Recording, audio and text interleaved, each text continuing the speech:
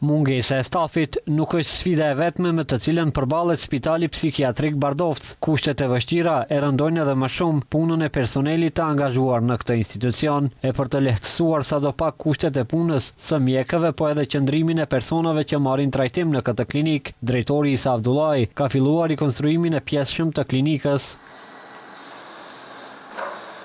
Rikonstruimi ka filluar nga reparti psikiatrisë urgjente për meshkuj, që sipas drejtorit Abdullaj ka qenë në gjendje skajshmërisht të keqe dhe të papërballueshme. Përndryshe është repart i psikiatrisë urgjente, domethënë në rastet urgjente që i pranojmë, fillimisht i vendosim këtu në këtë repart.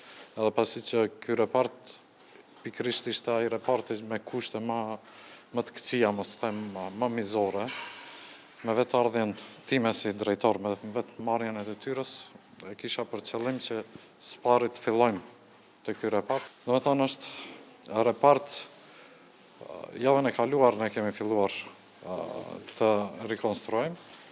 Momentin kur filluam rikonstruimin këtu kishte 57 pacient.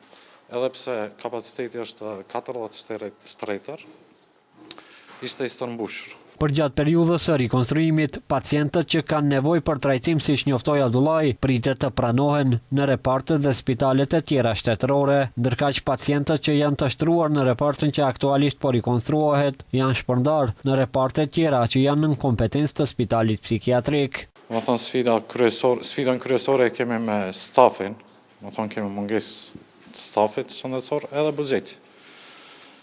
Mirë po mendoj se me një menaxhim të mirë, kjo pjesa buxhetore mund të krijohen kushte. Ta shpresojmë prej ministrisë që të na japin edhe staf shëndetësor, që sadopak të rritet stafi shëndetësor që të mund të funksionojnë në spitale si spital. Spitali Psikiatrik Bardovc është spital në të cilën janë të shtruar dhe trajtohen pacient dhe qytetar me të meta mendore dhe trajtimi i tyre sfidë në vete. Megjithatë, atë e vështirëson edhe më shumë vjetërsia e objekteve dhe mungesa e kushteve elementare.